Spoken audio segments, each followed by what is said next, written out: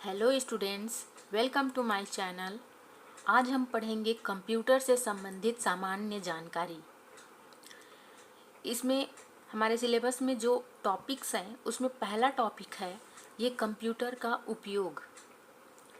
ये कंप्यूटर का उपयोग कहाँ कहाँ और किस लिए किया जाता है, इसकी सामान्य जानकारी है पहला टॉपिक। तो हम आगे बढ़ते हैं और कंप्यूटर के अनुप्रयोग देखते हैं। पहला है डाटा प्रोसेसिंग। बड़े और विशाल सांख्यिकीय डाटा से सूचना तैयार करने में कंप्यूटर का उपयोग किया जा रहा है। जनगणना, सांख्यिकीय विश्लेषण, परीक्षाओं के परिणाम आदि में इसका प्रयोग किया जा रहा है। और दूसरा है सूचनाओं का आदान प्रदान। भंडारण की विभिन्न पद्धतियों के विकास और कम स्थान घेरने के कारण ये सूचनाओं के आदान प्रदान के बेहतर माध्यम साबित हो रहे हैं। इंटरनेट के विकास ने तो इसे सूचना का राजमार्ग बना दिया है। तीसरा है शिक्षा के क्षेत्र में कंप्यूटर का अनुप्रयोग। मल्टीमीडिया के विकास और कंप्यूटर आधारित शिक्षा ने इसे विद्यार्थियों के लिए उपयोगी बना दिया है।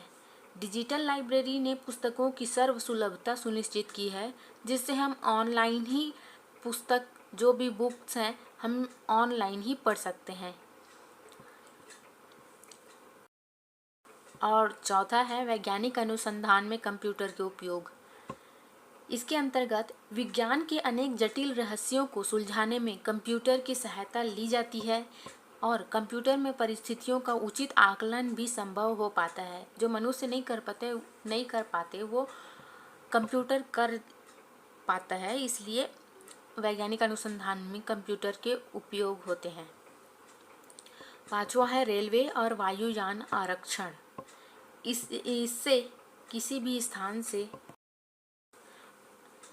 स्थान से अन्य स्थानों के रेलवे और वायुयान के टिकट लिए जा सकते हैं तथा इसमें गलती की संभावना भी नगण्य है। मतलब कहीं और रहते हुए हम लोग ऑनलाइन इसके माध्यम से, कंप्यूटर के माध्यम से हम लोग टिकट खरीद सकते हैं। किसी दूसरी जगह से भी टिकट खरीद सकते हैं, हमें वहाँ पे जाना नहीं पड़ता है। तो इस प्रकार से इसके उपयोग हैं। और छठवां है बैंक, एटीएम। एटीएम क्या होता है? इसका फुल फॉर्म होता है ऑटोमेटिक टेलर मशीन तथा ऑनलाइन बैंकिंग, चेक के भुगतान, ईसीएस का फुल फॉर्म है इलेक्ट्रॉनिक क्लियरिंग सर्विस, रुपए गिनना तथा पासबुक एंट्री में कंप्यूटर का प्रयोग किया जा रहा है। अब सातवां है चिकित्सा के क्षेत्र में कंप्यूटर का उपयोग। शरीर के अंदर के रोगों का पता लगाने के लिए, जो डॉक्टर के पास तो हम जाते हैं लेकिन उनको अंदर की चीज़ें थोड़ी पता होगी कि क्या बीमारी है, कैसा रोग है। तो ये सब कंप्यूटर के द्वारा किया जाता है, चेक करते हैं और अंदर से जैसे एक्सरे, सीटी स्कैन, एमआरआई ये सब कराते हैं ना, ये सब कंप्यूटर के उपयोग से होता है। तो रोगों का पता लगाने के लिए उनका विश्लेषण और निदान में कंप्यूटर का विस्तृत प्रयोग होता है। सीटी स्कैन, अल्ट्रासाउंड, एक्सरे तथा विभिन्न जांच से कंप्यूटर का प्रयोग होता है। अगला है रक्षा के क्षेत्र में कंप्यूटर का उपयोग। रक्षा अनुसंधान, वायुयान नियंत्रण, मिसाइल, रडार आदि में कंप्यूटर का प्रयोग किया जा रहा है। और नौवां है अंतरिक्ष प्रौद्योगिकी में कंप्यूटर का उपयोग। कंप्यूटर की तीव्र गणना क्षमता के कारण ही ग्रहों, उपग्रहों तथा अंतरिक्ष की घटनाओं का सूक्ष्म अध्ययन किया जा सकता है। कृत्रिम उपग्रहों में भी कंप्यूटर का विशेष प्रयोग हो रहा है। लगभग देखें तो हर क्षेत्र में कंप्यूटर का बहुत ही महत्वपूर्ण उपयोग है। इसके बिना लगभग बहुत सी चीज़ें ऐसी हैं जो मनुष्य ऐसे ही नहीं कर सकता। अगला टॉपिक है संचार, मतलब कम्युनिकेशन। टेलीफोन और इंटरनेट ने संचार क्रांति को जन्म दिया है। तंतु प्रकाशिकी संचरण, फाइबर ऑप्टिक्स कम्युनिकेशन में कंप्यूटर का प्रयोग होता है। किसी को फ़ोन लगाना है या इंटरनेट, हम लोग को कुछ सर्च करना है ऑनलाइन, तो ये कंप्यूटर की वजह के हेल्प से होता है। अगला टॉपिक है उद्योग व व्यापार। उद्योगों में कंप्यूटर के इस्तेमाल से बेहतर गुणवत्ता वाले वस्तुओं का उत्पादन संभव हो पाया है और व्यापार में स्टॉक और कार्यों का लेखा जोखा रखने में कंप्यूटर सहयोगी सिद्ध हुआ है। अगला टॉपिक है अगला पॉइंट है मनोरंजन। सिनेमा, टेलीविज़न के कार्यक्रम, वीडियो गेम में कंप्यूटर का उपयोग कर प्रभावी मनोरंजन प्रस्तुत किया जा रहा है। मल्टीमीडिया के प्रयोग ने कंप्यूटर को मनोरंजन का उत्तम साधन बना दिया है। आजकल कंप्यूटर में गेम्स खेलते हैं और बहुत सारी चीज़ें, सोशल मीडिया यूज़ करते हैं और यूट्यूब ये सब से वीडियोस और मनोरंजन की चीज़ें देखने को मिलती हैं, गाने वीडियोस देखने को मिलते हैं। और अगला पॉइंट है प्रकाशन, पब्लिशिंग। प्रकाशन और छपाई में कंप्यूटर का प्रयोग इसे सुविधाजनक और आकर्षक बनाता है। रेखाचित्र और ग्राफ का निर्माण अब सुविधाजनक हो गया है। अगला है प्रशासन, एडमिनिस्ट्रेशन। प्रकाशन में पारदर्शिता लाने, सरकार के कार्यों को जनता तक पहुंचाने तथा विभिन्न प्रशासनिक तंत्रों में बेहतर तालमेल के लिए ई प्रशासन का, ई गवर्नेंस जिसको इंग्लिश में बोलते हैं, का उपयोग कंप्यूटर की सहायता से ही संभव हो पाया है। अगला है डिजिटल पुस्तकालय, मतलब डिजिटल लाइब्रेरी।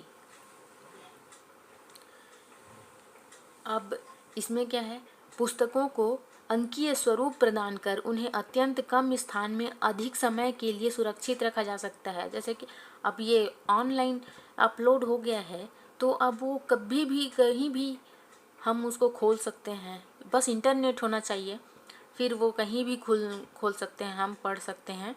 उसके लिए फिर अलग से बैग में बुक लेके जाना नहीं पड़ेगा। तो इस तरह से इसे इंटरनेट से जोड़ देने पर किसी भी स्थान से पुस्तकालय में संग्रहित सूचना को प्राप्त किया जा सकता है। अगला है कंप्यूटर का यूज़, पर्यावरण, यातायात, पुलिस प्रशासन, संगीत, मौसम विज्ञान, चित्रकला, ज्योतिष, इंजीनियरिंग, डिजाइन, पुस्तकालय आदि अनेक क्षेत्रों में किया जा रहा है। तो इस प्रकार से कंप्यूटर के बहुत सारे उपयोग हैं जो हम अभी तक पढ़ चुके। अब अगला टॉपिक है हमारा कंप्यूटर के प्रमुख भाग, CPU, input device, output device की सामान्य जानकारी। तो ये है सीपीयू। सीपीयू का फुल फॉर्म है सेंट्रल प्रोसेसिंग यूनिट या माइक्रो प्रोसेसर। इसको माइक्रो प्रोसेसर भी कहते हैं। सीपीयू कंप्यूटर का सबसे महत्वपूर्ण इलेक्ट्रॉनिक हार्डवेयर डिवाइस है। सीपीयू को कंप्यूटर का हृदय या मस्तिष्क भी कहा जाता है। यह कंप्यूटर के सभी कार्यों को नियंत्रित, निर्देशित तथा समन्वित करता है और सीपीयू डाटा को निर्देशानुसार प्रोसेस कर अर्थपूर्ण सूचना में बदलता है तथा इनपुट का आउटपुट में रूपांतरण करता है। सीपीयू कंप्यूटर के सिस्टम यूनिट में स्थित एक हार्डवेयर डिवाइस है। सीपीयू वास्तव में एक सघन integrated circuit chip, IC chip है, जिसे माइक्रोप्रोसेसर भी कहा जाता है। किसी एक माइक्रोप्रोसेसर में करोड़ों इलेक्ट्रॉनिक उपकरण बने होते हैं। यह प्रोसेसर कंप्यूटर के मदरबोर्ड पर लगाया जाता है। इसमें और है सीपीयू स्टोर्ड प्रोग्राम इंस्ट्रक्शंस के आधार पर काम करता है। ये सीपीयू जो है सेंट्रल प्रोसेसिंग यूनिट, ये स्टोर्ड प्रोग्राम इंस्ट्रक्शंस के आधार पर काम करता है। प्रोसेसिंग से पहले डाटा व निर्देशों को सीपीयू में बने रजिस्टर में अस्थायी तौर पर स्टोर किया जाता है। प्रोसेसिंग जो होता है उससे पहले जो भी डाटा रहता है, निर्देश रहता है, उसे सीपीयू में जो रजिस्टर बना होता है उसमें अस्थायी तौर पर, परमानेंटली नहीं, अस्थायी तौर पर स्टोर किया जाता है। सीपीयू रजिस्टर में स्थित निर्देशों के अनुसार ही डाटा प्रोसेसिंग के लिए अंकगणितीय तथा तार्किक कार्यवाही करता है। डाटा प्रोसेसिंग के सभी कार्य सीपीयू द्वारा ही संपन्न किए जाते हैं। जो डाटा प्रोसेसिंग का जितना भी काम होता है वो सीपीयू के द्वारा ही किया जाता है। सेंट्रल प्रोसेसिंग यूनिट द्वारा सीपीयू के मुख्य जो कार्य हैं वो इस प्रकार है। पहला है विभिन्न प्रक्रियाओं के क्रम निर्धारित करना। जो जितने सारी प्रक्रियाएं हैं उनका क्रम निर्धारित करता है वो, 1 2 3 4 ऐसे करके लाइन से क्रम निर्धारित करता है।